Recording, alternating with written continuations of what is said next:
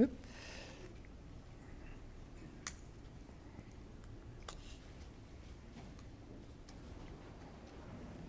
All right, am I on here? Okay, hi everyone. Welcome to Gord Tech 101. I don't know why I have this book here. All right. And I have till 10, you said? All right. So this class is special. As you know, I'm a linguist, and this is the chapter. And I have never in my life ever given a talk on this before. What? All right. And it's also the sequel to another talk I gave. Joelle was there. It was a teen devotion I did in Williamsburg this past year. Well, no, sorry, not in Williamsburg. In Delaware, Conference by the Sea. I'm sure you all know what I'm talking about. So I gave a teen devotion there. And the teen devotion came out of a conversation I had with my niece not too long before that, when she told me that she was struggling in her biology class. And I thought, wow, that reminds me of me in grade 13 English, which makes me sound really old and really Canadian. But this is that story. So we're going to get into the topic of what happened at Babel by talking about demons. So that might be a bit of a surprise. I'm just going to move this up here so I can see it. So if I put it up on top, you won't be able to see me. And if I put it down here, it hits the mic. I'll survive. Need a smaller laptop? All right. So Matthew chapter 18. When evening had come, they brought to him many who were demon-possessed, and he cast out the spirits with a word, and he healed all who were sick. And in Luke 9, verse 42, and some of you might be looking and going, Gord's using the NKJV. The world is going to end. All right. And as he was still coming, the demon threw him down and convulsed him. Then Jesus rebuked the unclean spirit, healed the child, and gave him back to his father. I'll tell you when I use the New King James Version. I use the New King James Version when I want a word that's in the King James Version, but I don't want all the these and thous, right? Is that why we all use it? Yeah, there you go. All right. So why am I bringing up these verses? Well, because they say that there are demons. So the Bible says there are demons. Clearly, it's right here in the New King. If you look up the Greek word, it's daimonion. It doesn't help you. The Bible says there are demons. So we must therefore conclude that demons are real. Right? Y'all with me? Because the Bible says there are demons. It literally says that. So they must be real. There must be supernatural demon beings that possess people, and we must learn how to do exorcisms to take them out of people. Are you with me? No, but that's what the Bible says. It's right there. It's literal. Well, why don't you agree? Wait. Okay, wait. So there's a conflict of science here, right? And science says this. Germ theory. This is from biologyinsights.com. I don't know, I'm not a biologist, but I found this website that taught me about germ theory. The germ theory of disease marked a revolutionary shift in medical science, fundamentally altering our understanding of how diseases are transmitted and treated. The acceptance of germ theory had significant implications for public health and medical practices. Does everyone agree with this? All right, so what you're doing, you're saying the Bible has incorrect information and science is right. I want you to remember that you said that. All right? I want you to remember that you said that. Do you expect every denomination of Christianity to agree with you here? No. Oh, so are Christadelphians more progressive and open to science and understand that sometimes Bible language is pre-science? But when the sciences come along, it doesn't contradict the Bible. It just helps us understand what's meant by Bible language. How am I sounding now? Is that about right? But we're okay with science because science is actually right here. This is true. How many people here, if they get sick, take medicine, go to the doctor? Yeah, like all of you. Because you accept that this is real. Germ theory is a thing, right? We probably use cell phones. Right? Anyone here ever used GPS? Okay, thanks to Einstein, because without Einstein's theory of special relativity, GPS wouldn't work, right? You can understand. If you're a physicist, you get that. Don't ask me. I just know that's the thing, right? But it's true. Science works. All right. So, internal conflict inside the Bible. The Bible doesn't always say that sick people have demons, does it? Not every time. Only in certain circumstances, which is a pattern if you follow it through. It's not my topic tonight. But Matthew 9, verse 20, and behold, a woman which was diseased with an issue of blood 12 years. Well, that sounds like science now, right? Came behind him and touched the hem of his garment. Okay, now it's starting to sound less like science, right? And this is the miracle. And this woman who had an issue of blood, a disease, was cured. And it's just as important in the Bible that this woman who had an issue of blood, which was a disease and was cured, as it was that the person possessed with a demon was cured. The Bible doesn't care which one it is. It doesn't make any difference because it doesn't matter. They're not that different. It just uses different language because this one they understood in Bible times to be a disease. And you notice I'm using Matthew here, right? We're not changing books from Matthew here. We use Luke as well to show you that the demons are in both Matthew and Luke, but the diseases are both in Matthew. The disease and the demons are both in Matthew. So it's not like one book or another. It doesn't change anything. The disease and the demons are in the same book of the Bible by the same author, and it doesn't matter whether it uses demon language or disease language. Jesus is curing it, and that's what matters. All right.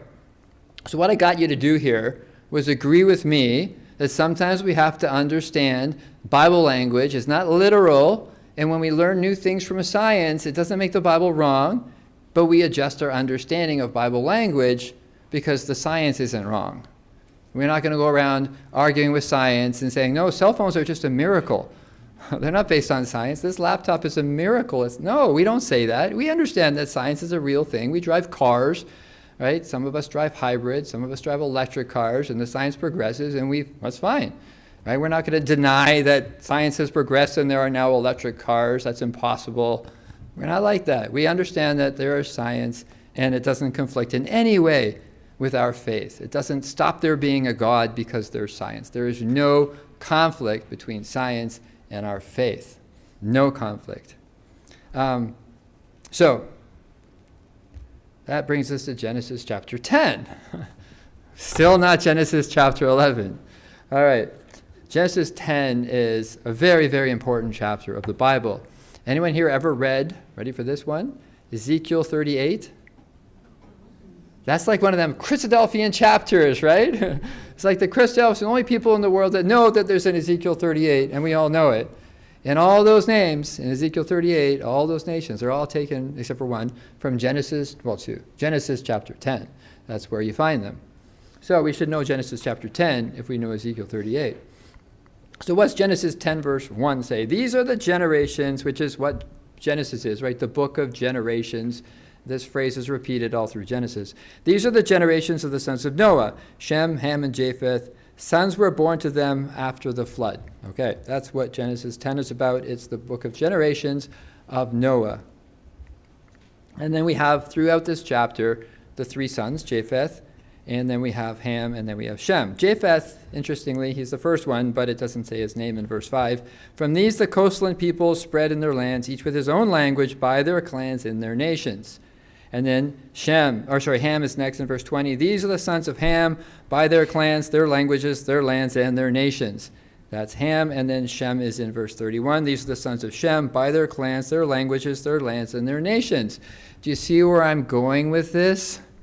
Genesis chapter 10, the chapter before the Tower of Babel, tells us about the generations from Noah and how each of the families divided off into their own nations, right? Just their own nations. No, also their own languages. Genesis chapter 10 starts dividing the world by language. Different nations had different languages. Does that sound familiar? Remember that exercise we did with Chris? And we talked about that before, right? People stood up, and I talked to Peter, and I said, when you went to these different countries, 55 different countries, did they speak different languages? And what did you say? Yes, they did, right? Different nations have different languages. We know this. This is simple fact, observable fact. So these nations, they divided up, and they divided up by language. Now, this is what linguists say, the scientists. There is a remarkably similar pattern shown by the linguistic tree and the genetic tree of human ancestry that was verified statistically. Languages interpreted in terms of the putative phylogenetic tree of human languages are transmitted to a great extent vertically by ancestry as opposed to horizontally by spatial diffusion. Okay, we're getting to a little bit of jargon from my field now. All right, what's the difference between vertical descent by ancestry and horizontal spread by aerial diffusion? All right, that means that languages are genetic, just like people are. They come from families. They have ancestors. This language comes from that language, comes from that language. But there's also something called aerial spread, where languages move over into other areas. All right, so let's give some examples here. English. What is its ancestry? What language does it come from? Not Latin. Germanic, it's a Germanic language. So if you go back in time, then English basically becomes German as you go backwards, right? The Old English that we did this morning sounded a lot like German to you, right? Well, that's because it was. It was Anglo-Saxon. The Angles came from one part of Germany, and the Saxons came. And there's still a place in Germany called Saxony, right? And that's where the Angles and the Saxons came from. And together they created this language called Anglos, kind of, sort of, not really. Okay, so what about the Latin influence in English? Where does that come from? Aerial spread. It came across, yeah, there we go. What was that? The Norman invasion, 1066. William the Conqueror came across the English Channel and caught the English at the end of another battle and just wiped them out and spread French. And for a couple hundred years, French was the national, like the royal language of England. The kings of England were French and didn't even live in England. Richard the Lionheart, right? Everyone's famous Robin Hood king. Yeah, he was the Coeur de Lion, and he lived in France when he wasn't in Germany in jail. All right, so that was a little bit of history. So we take the world's languages and we classify them into families based on this, the Germanic family, which is part of the Indo-European family. And I'm going to show you this stuff because this is our evening class. It's just going to be a lot of fun, and we're going to do a lot of linguistics. Just, why not? I love it. If you don't like it, then just let me know that you're... And then I'll get back to the Bible. All right. Where's my mouse? All right, I'm going to use my mouse because I brought it up here. I got to find the cursor. There it is. Okay, we're going to click on this link, and hopefully it just pops in. All right, so I'm doing that the hard way. Instead of just taking screenshots, I'm going to the actual website, but you'll see why. It's an interactive website. It's kind of hard to do screenshots. So what are the largest language families? See if I can I make this thing full screen? Ooh, I'd love to get rid of this stuff, but all right. There's just some numbers on here I want to show you. There are six large language families, and that's all we got here. There are hundreds of language families. Down here it says, of the 143 different language families, these 6 stand out as the major language families of the world. All right. Linguists don't want there to be 143 language families. No linguist wants that. Do you know how many language families linguists want there to be? 1. And they call it proto-world, right? Meaning that all languages come from this one family. And do you know why they have 143? Because they can't do it, right? They can't do it. Using linguistic science, they cannot take it all back to one language. They've tried and they've tried and they've tried and they can't do it. All right, now I'm not going to explain that to you in technical detail, but it's just impossible. And now there's 6 major ones, and I want you to sort of learn a little bit about these. There's a language called Niger-Congo, Austronesian, Trans-New Guinea, Sino-Tibetan, Indo-European, and Afro-Asiatic. This is Indo-European. Now, this is a little silly. What they don't do is actually show you where the languages are spoken. What they do is they show you the countries where the languages are spoken. And as a Canadian, I'm particularly sensitive to that because it makes it look like English is spoken all over Canada. English and French, actually, are both Indo-European, spoken all over Canada, all the way up here. And yeah, no. You know who lives up here? Nobody. Right? Most of this is empty. Right? 98% of the population of Canada lives within an 8-hour drive of the U.S. border. Right? Not this U.S. border either. The other one, the one down here. It's funny that they don't have Alaska in that box next to Hawaii on this map.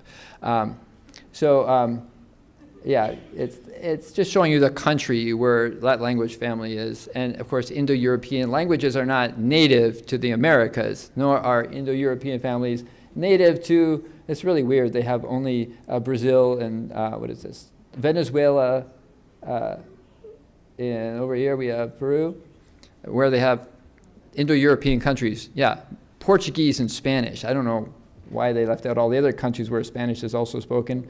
It's really weird. South Africa. What are the English, the Indo-European languages spoken in South Africa? English and Afrikaans, real African languages. Afrikaans and English, both Germanic languages. In India, if it was a more accurate map, it would just have basically what's the dominant Indo-European language in South India? English. What's the dominant Indo-European language in North India? Well, Hindi, Bengali, Punjabi, Assamese, Gujarati. All right, there are a ton of Indo-European languages in North India because Sanskrit was an Indo-European language, and all of the languages related to it are all Indo-European languages. So the map doesn't really show you where the languages are actually spoken. It just shows you what countries they're spoken in. All right, Afro-Asiatic languages. This is a very, very important language family. Anyone want to guess a very, very significant language to us that's Afro-Asiatic? Hebrew. Well done. You kind of guessed that based on like Israel being in here, right? Palestine, they call it here. And Niger-Congo is down there. Austronesian.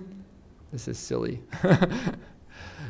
Look at this. United States, dominated by Austronesian languages. Well, why do you think the United States is here for Austronesian languages? Think. Hawaii, really well done. Yes, because Hawaiian is an Austronesian language. And that's not here or here, definitely not here. How many Hawaiians live in Alaska? I don't know. But yeah. Also China. Yeah, no, Chinese is not can't even say it, Austronesian. But there are Austronesian languages spoken in parts of China. You'll see more Chinese in Sino. What do you think Sino and Sino-Tibetan means? It means Chinese, yeah, Chinese-Tibetan. So there's China and Tibetan, and again, little bits of India, not much of it. And Trans-New Guinea, ready? Get ready for this one. Ooh, there it goes. Do you see it?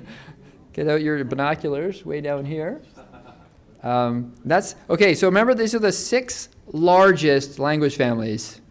And look at this one. That's one of your top 6 in the world. Now, if you look at number 143, how big do you think that is? Right? There'd be like a little island in the middle of the Atlantic Ocean or something where that language was spoken, right? So they get really, really small, down to what we call language isolates. So what are language isolates? Languages like Basque, spoken in northern Spain, right?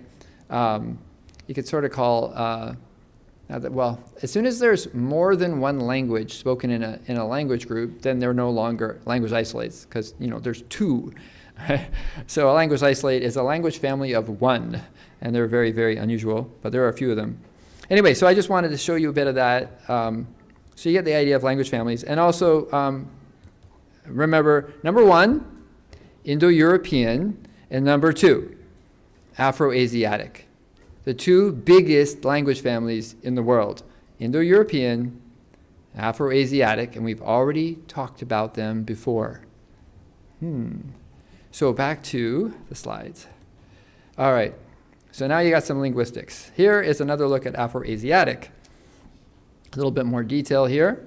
Some of the languages with a big et cetera at the end, because there are lots of them. I didn't list them all because I didn't have enough room on the page, and I didn't want to make the writing too small, so I listed some of the ones you might be familiar with. Arabic. All right, come on, hands up. Who has heard of Arabic?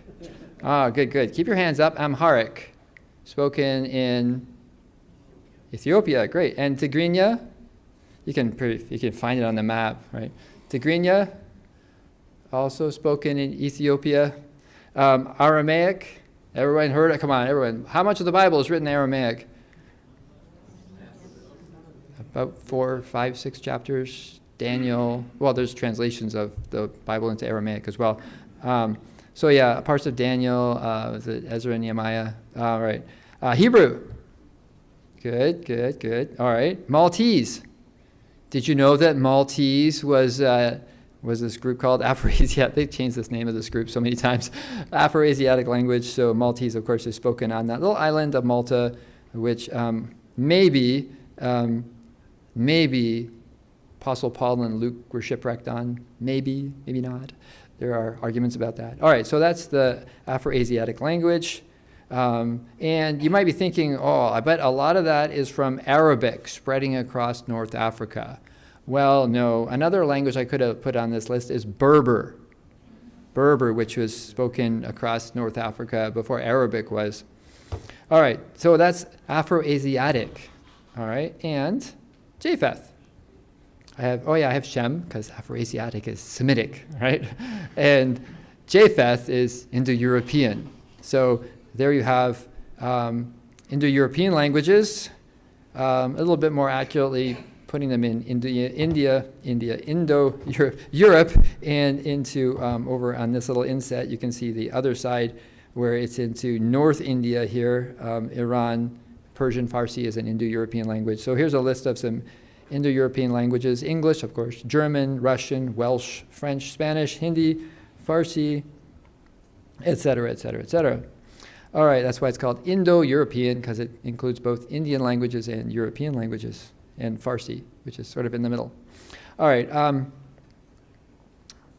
so let's just see how we get to the idea that there are families. They must be related somehow, right? Now you're probably thinking, this is a funny story. There's a linguist who was working on these two Austronesian languages. I think they were Austronesian, and he was working on them, trying to see how they were related. And someone walked up and, what are you doing? Someone had no knowledge of linguistics at all. He says, I'm just looking at these two related languages. And it's like, what do you mean they're related? It's like, well, they're like cousin languages. You mean, he says, like Spanish and Portuguese? He says, well, no, more like English and Persian. It's like, if you say so, no idea, right? All right, so this gives you an idea of why we say that they're related. So this is a little chart. It comes from, I got it from slideserve.com, similarities in vocabulary of Indo-European languages, all right? So there's English, Father, One, Son, God. And then we have German, Vater, ein, Sohn, Gott. Ever remember the Lord's Prayer, Vater, right? Very similar to this. And of course, the V in German, by the way, is pronounced like an F in English, Vater. And then in Spanish, Padre. Now you might not be, Padre, that starts with a P. English starts with an F. You said the German starts with a V, but it sounds like an F. Well, think about how you make a P. How do you make an F for a V? With your lip and your teeth. So very, very similar sounds. So there's often a lot of crossover between P's and F's and V's in language. Greek, pater.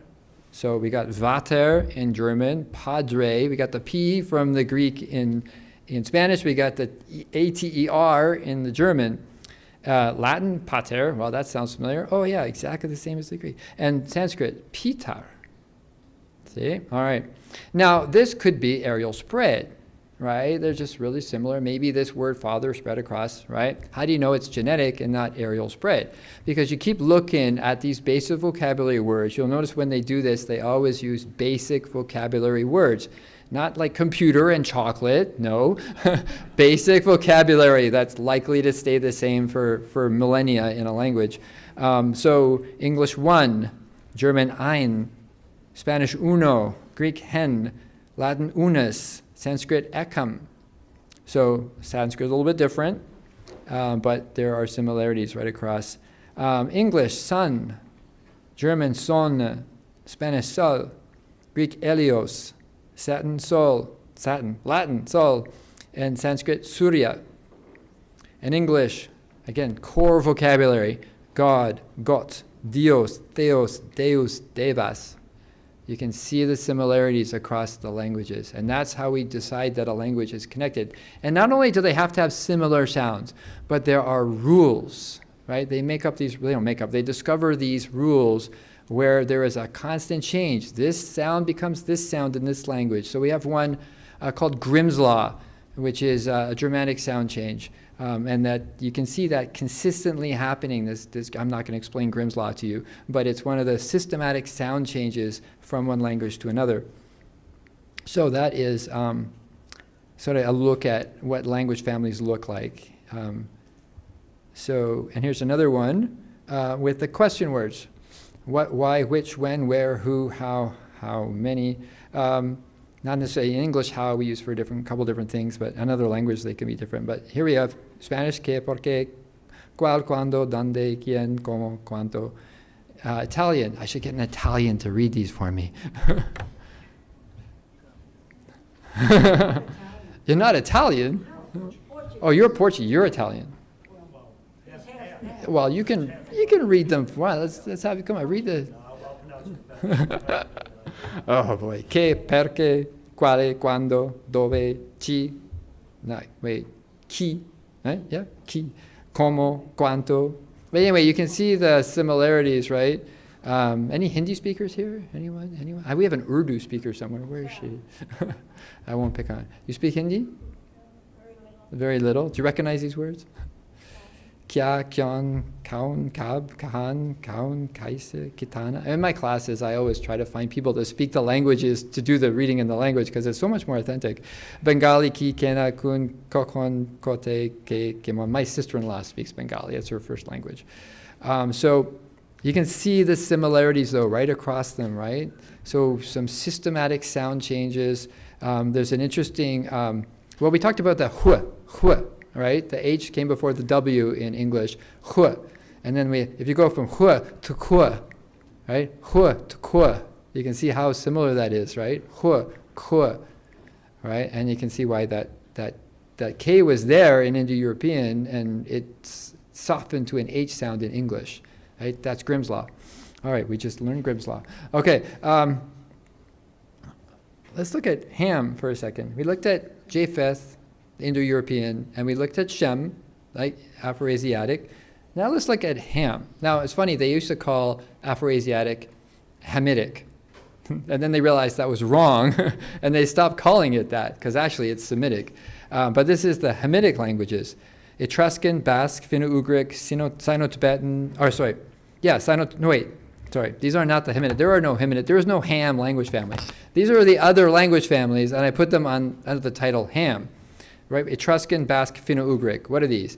All right, Etruscan, it was just in the news lately because finally someone translated some Etruscan after thousands of years of Etruscan not being translated. Etruscan is spoken in the area of Italy. It was spoken around where Rome is now and north of that, the Etruscan people, but they didn't speak an Indo-European language. And we know that for sure now that we've translated what they used the same alphabet system. In fact, they might have been the source of it if the Phoenicians weren't. Basque, that language isolate in Spain, northern Spain, it's been around, still around, it's been around forever, and it's not related to any other languages. Finno-Ugric, Finland, Hungary, Estonia, right? That's Finno-Ugric languages, not related to any languages in the rest of Europe. And of course, like I said, linguists want to relate them. They just can't. They can't find those systematic sound changes from one language to another, right? The words don't pair up. These core vocabulary items do not match with the Indo-European ones or any other language family that they can think of, like Basque. You think they didn't try matching Hungarian, Estonian, and Finnish to Basque, since they were these isolated languages of Europe? But nothing. They couldn't find any connection. They wanted to. The Austronesian languages, the Dravidian languages spoken in southern India, like Malayalam and Tamil. We have oh no, he's gone. I had a Tamil roommate at the beginning of this weekend, and now he's gone. Athabascan languages spoken in northern Canada. Udo-Aztecan languages spoken in Mexico. That's where we get the word chocolate from, an Udo-Aztecan language. The Ndene languages spoken in the Northwest, the Aleut Eskimo languages spoken across the Aleutian Islands and Alaska and Greenland. We don't call it Eskimo in Canada. And there are hundreds more. So why did I put this under Ham? Well, we got Shem, we got Japheth, the two big language families, and then we got all these other language families that we can't relate together, and who's left? Ham. See where we're going with this? All right. So now let's just talk about my Tower of Babel story a little bit more. When I was I started talking about that, and then I stopped for some reason, so we'll go back to that. I don't even know where I was. I talked about grade 13 English, and then I moved on.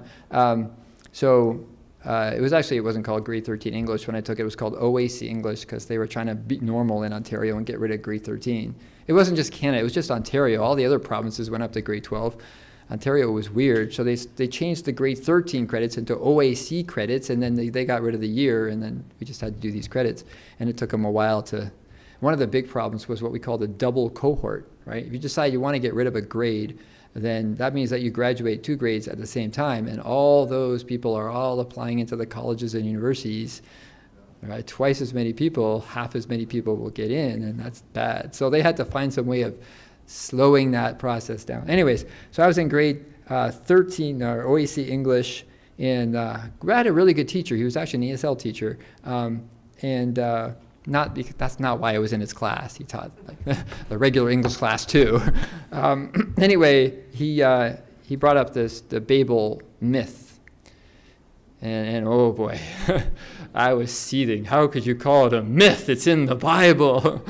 And of course, I was young and didn't really know how to take that and deal with it. And that was a hard year for me, anyways, for a lot of reasons. So it was a hard time for me. And then I ended up going into linguistics. I had no idea what that was at the time. And I got into college and I went into it, and this stuck with me. It's a myth, right? The Bible part is a myth. And it bothered me. It bothered me so much. And I struggled and struggled and struggled with it as I went through university and learned more and more and more science. And yet the Bible said it this way. And so I had to work on that. Let's talk about that first. So it says, now the whole earth had one language and the same words. That's not what linguistics says. And that's also not what Genesis chapter 10 said. Now remember what I talked about? And as people migrated from the east, they found a plain and land of Shinar and settled there. All right, where are we going to get to the fun stuff? All right, and they said to one another, come, let us make bricks and burn them thoroughly. And they had brick for stone and bitumen for mortar. Then they said, come, let us build ourselves a city and a tower with its top in the heavens. And let us make a name for ourselves, unless we be dispersed over the face of the whole earth. And, all right. So summarize all of that. Verse 1, there's one language. Verse 2, people traveled to Shinar. And in verse 3 and 4, they built a tower lest they be dispersed. So I just summarized all of that in 4 bullet points. I don't think this is even on. That should be. All right. Where is it? Oh, that's probably why, because it's down here. All right. Let's fix that. Hello? Oh, yeah, that's working. I hope everyone enjoyed my feet. All right. Let's talk about Peleg back in Genesis chapter 10. Interesting language here. Not Pegleg, Peleg. To Eber were born 2 sons. The name of the one was Peleg, for in his days the earth was divided, and his brother's name was Joktan. Anyone know who Eber is? Ever heard of Eber? Have you ever heard anyone talking about where the name, the word or the title, whatever the designation Hebrew comes from? A lot of people will say it comes from the name Eber. I don't know if it does, but that's a really, really good suggestion. It might come from Eber. So that's interesting. And this is his son Peleg, and it was in his days the earth was divided. And in typical Bible fashion, it drops this on you, like mic drop. The Bible loves mic drops. And the earth was divided, boom, walk away, don't talk about it ever again. All right, well, the earth was divided. Great, there must be a good story here. No, we're not telling you a good story. There's some of these great mic drop moments in the Bible. What is everyone's favorite? How about, and he made the stars also? Mic drop. Wow, there are billions of stars, and he just made them, and that's it. End of story, move on, next thing. All right, this is the Bible. So that would be kind of weird if it just left it at that and never explained. I mean, if it did go into more detail and explain to you this business about the earth being divided in Peleg's days, where might you start looking for that? The next chapter, maybe? I don't know. All right, more Genesis chapter 10. Let's look at another guy in Genesis chapter 10, Nimrod. Cush fathered Nimrod. He was the first on earth to be a mighty man. He was a mighty hunter before the Lord. Therefore it is said, like Nimrod, a mighty hunter before the Lord. That makes sense. The beginning of his kingdom was Babel, Erech, Akkad, and Calneh in the land of Shinar. Where have we heard these words before? So, without getting, okay, wait, go back a bit. There. So, we already read about people traveling, let's just go back. Oh, we can just use our summary. People with one language traveling to Shinar and building Babel. That's what it said in Genesis chapter 11. So who is it talking about? Because Genesis chapter 10 says that Nimrod, one of the descendants of Ham, did that. And then it says in Genesis 11, the whole earth was of one language, and they traveled to Shinar and built Babel. So, Genesis 11, verse 1, the whole earth. Let's talk about this expression, kol ha-eretz in the Hebrew. Does everyone know the Hebrew word eretz? Eretz. How about Eretz Israel? You heard that before? Eretz Israel? And it means the land of Israel. Does it mean the earth of Israel? That doesn't make any sense, does it? The planet Israel. The globe Israel. None of those things make sense. What makes sense is the land of Israel, meaning a very, very small sliver of land on the east coast of the Mediterranean Sea. The land of Israel, the Eretz Israel, right? So Eretz is a Hebrew word which means land. And it can be very, very small. It can be very large. But when do you think people really started having a sense of a globe, a whole planet? And how often do you think when it says the whole earth in the Bible, do you think it's referring to the entire globe, the entire planet? North America, South America, Antarctica. You know all the stuff in the Bible that happens there, right? Not so much.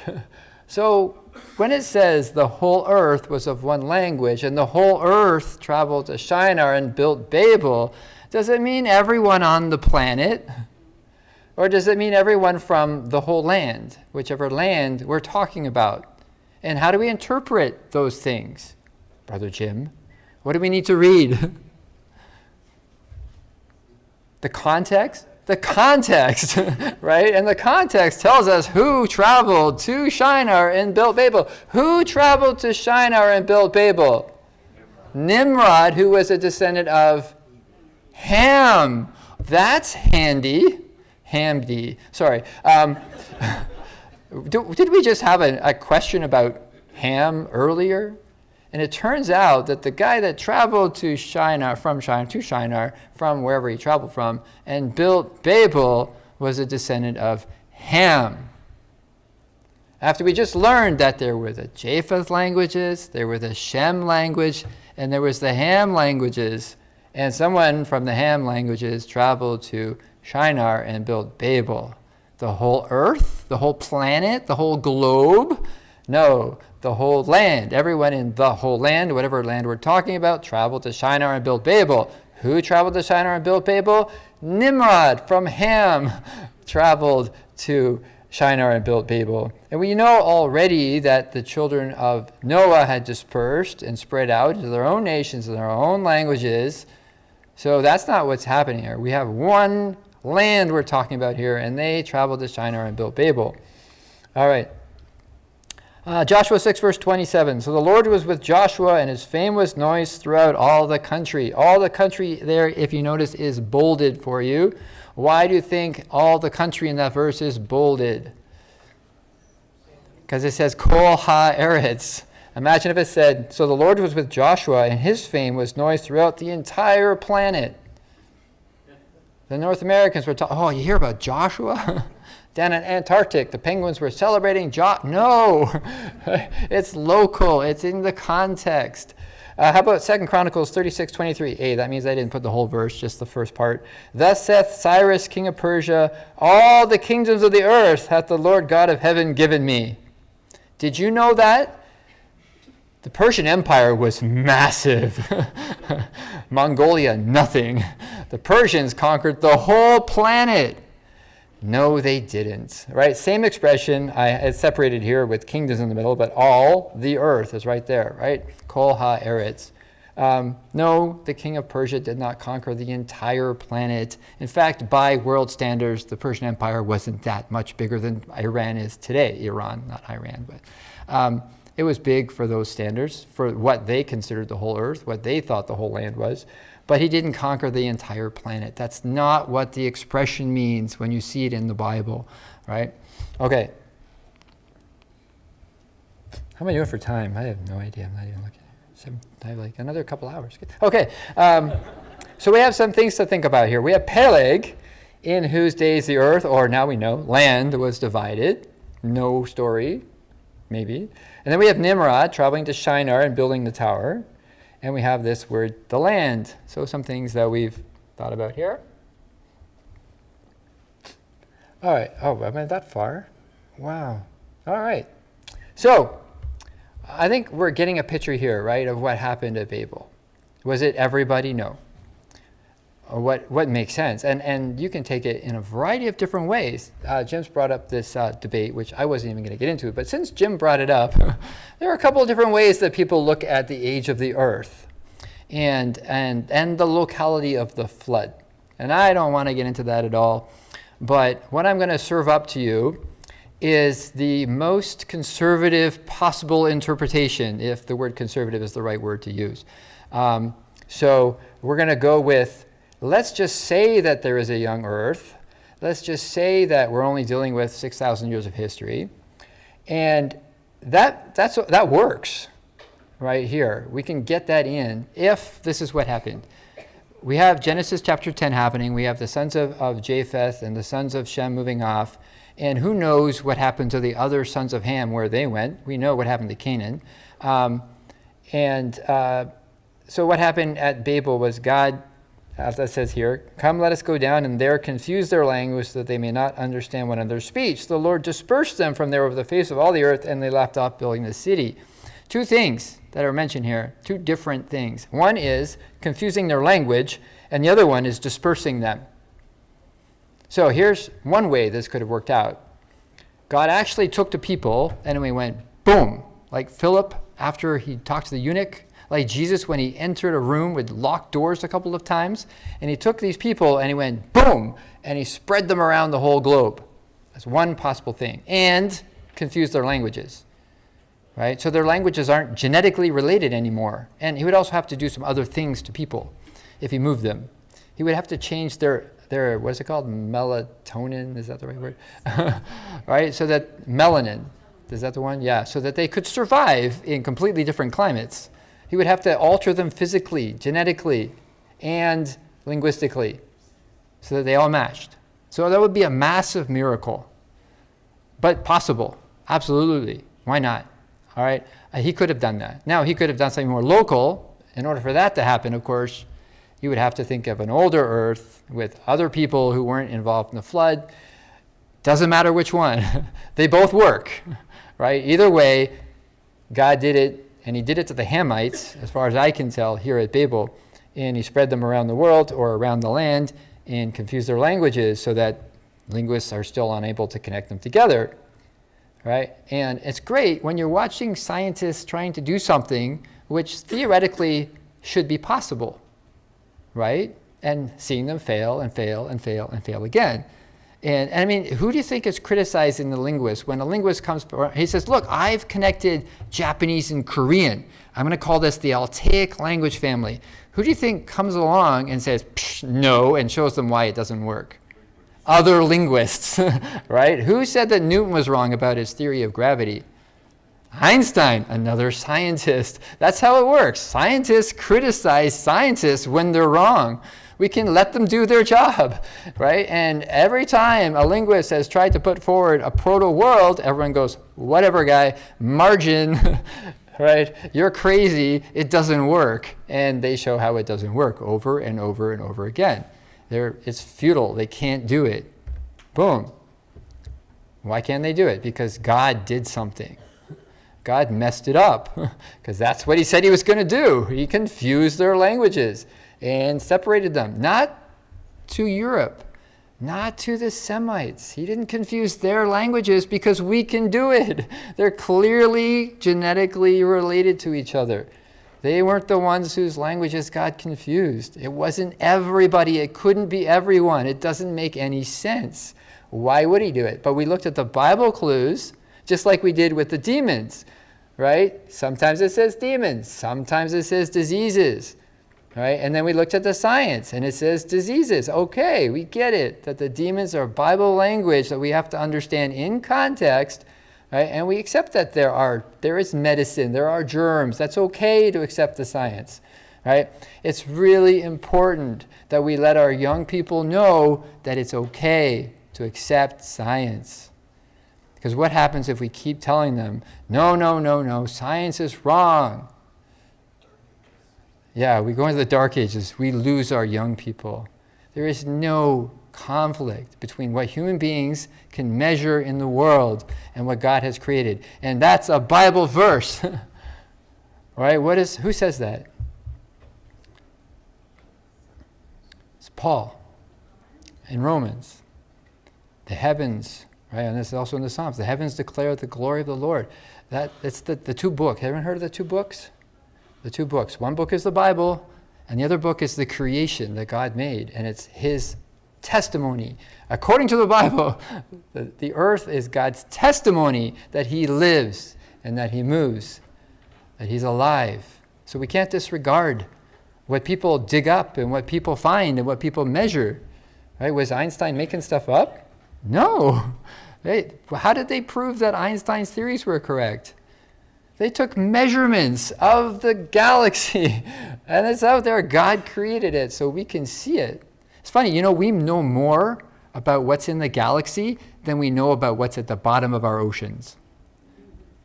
It's a lot easier to see and hear. All right, last thing. I think I'm running out of time here. I don't really have 2 hours, but I still got a bit of time. We don't have to stay here all night. I could stay here all night and talk about this stuff. I think it's really important. Genesis chapter 11, verses 7 and 8, we looked at that. But I want to highlight the let us pattern here because it's very, very rare in Scripture and very misunderstood. And I don't understand it either, so I'm about halfway, I think, but I'm not sure. But I'm going to highlight where it's found, and you can think about why it does this little pattern. So notice here, we have let us being used, and then we have two things. Confuse their language, so that they may not understand what understand. You have this repetition. Confuse their language, they might not understand each other. Very, very Hebrew to have this kind of repetition. And then we have another verse which completely changes the whole style of speaking. When my students do this and they're writing, I'm like, nope, stop, go back, fix this. Don't change voice as you're writing. I, the, right? Going from first person to third person, right? Halfway through your paper. No, you can't do that. Let's either make it all third person or all first person. It changes voice here. It goes from first person, let us do this, and then so the Lord dispersed them, and goes right to singular, God doing it by himself. So a pattern where in the first part, there's a plan, a discussion with us, and in the second part, there's an action by one. Does anyone recognize that pattern from somewhere else? All right, let's see what I got here. Oh yeah, Genesis chapter 1. Then God said, let us make man in our image, after our likeness, and let them have dominion over the fish of the sea, and over the birds of the heaven, over the livestock, and over all the earth, and over every creeping thing that creeps on the earth. So God, third person, singular, created man in his own image. Now, a little note here. Then God said is the same God, the same singular, right? The word is Elohim, but it's using the singular. The verb said and the verb created both agree in the singular to the noun. I'm not going to explain all that right now. If you want to hear more about that, come and talk to me. Anyways, let us in the first part, and then God created man in his own image. In the image of God created he, him. Male and female created he, them. All right, I'm not going to say anything weird about three, but it says 3 times in verse 27 that God did it himself.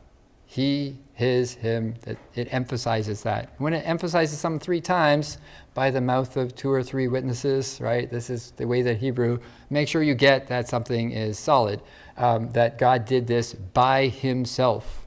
Now, there are theories about who the us are, especially by people that don't believe in Jesus, and they don't like that it's, well, anyway, we won't get into that, but it's whoever does the talking, the us, actually one person's doing the talking, but 2 others, let us do something, and then we have that repetition, in our image, after our likeness. You notice in verse 27, the likeness is dropped, and it's just image.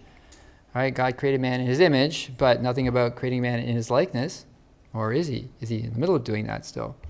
So a similar, very, very similar pattern with the repetition, with the us first in the plan, and then the action, God alone is acting. All right? Reasons for all of this. The third, okay, where's the third one? Same part of the Bible, first 11 chapters of Genesis before we get to Abraham. I got you stumped now. No for the quiz. All right, ready? Oh, I heard something over there. Not that far. Closer to the creation. Genesis 3. Yes. All right, good. We're on it. Jim wins the quiz tonight. All right, Genesis 3. Then the Lord God said, behold, the man has become like one of us in knowing good and evil. Now, lest he reach out his hand and take also of the tree of life and eat and live forever. Therefore, now we have the action. The Lord God sent him out from the Garden of Eden to work the ground from which he was taken. So, again, this pattern of us seeing something happening, lest they take of the tree of the knowledge of good and evil. That's the issue. Let us is there. And now God sent him out of the garden. There's the action. So you see this consistent thing. God makes a plan. God carries out an action. The plan is us. The action is God operating alone. So who's the us? He's in the plan, but he's not in the action. Who has God in his plan, who wasn't actually there to do the action with God, but he's always there in the plan. See where we're going with this? And the people that don't believe in Jesus don't like this. They think it's something else. And the whole thing is going to get reversed. Think about it. Man made in God's image, but not in his likeness. Man thrown out of the garden and barred from the tree of life. Man scattered and languages changed. And then what do we get? Zephaniah chapter 3, verse 9. For at that time I will, this is a linguist verse. Love this verse. For at that time I will change the speech of the peoples to a pure speech, that all of them may call upon the name of the Lord and serve him with one accord. Right? Everyone speaking one language, a pure language, whatever language that is. The language of angels that Paul talks about in 1 Corinthians. So that one's reversed. That's the reversal of Babel. And then we have the reversal of Genesis chapter 3. He who has an ear, let him hear what the Spirit says to the churches. To the one who conquers, I will grant to eat of the tree of life, which is the paradise of God. There's 2 things there. Eat the tree of life, back into the paradise of God. Right? Not banned from eating anymore, allowed to eat from the tree of life. That's the reversal of that pattern that we saw in Genesis 3. And what's the last one?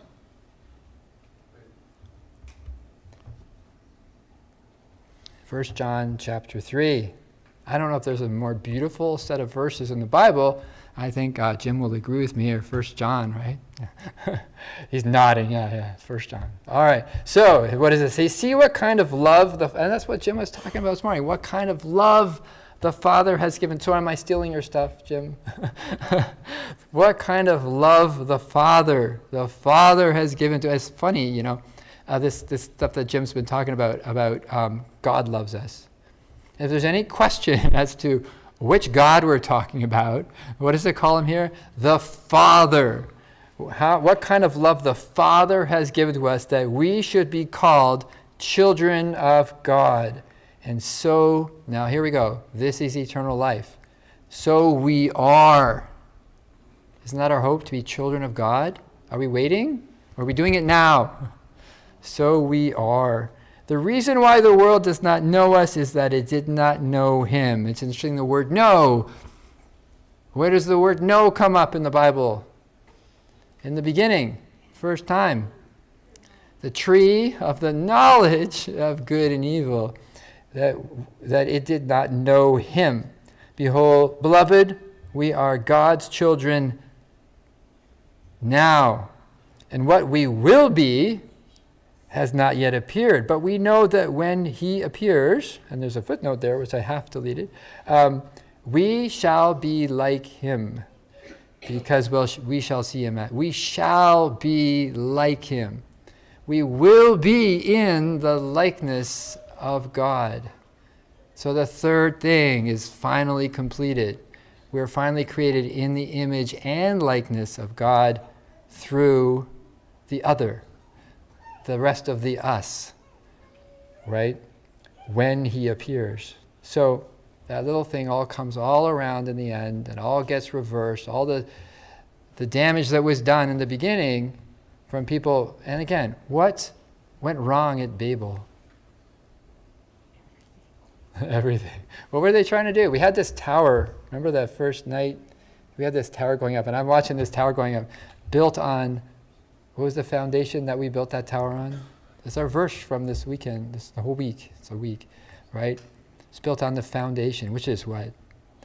What is the rock that's cut out without hands? The foundation is the death and resurrection of Christ. That's what the foundation is built on, right? Matthew chapter 16. Upon this rock I will build my church, and the gates of hell will not prevail against it.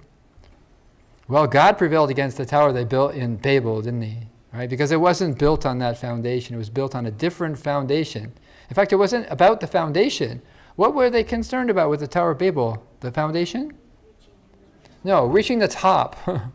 Right? And the faster you try to get to the top, the less time you spend on the foundation, and then what happens to your building?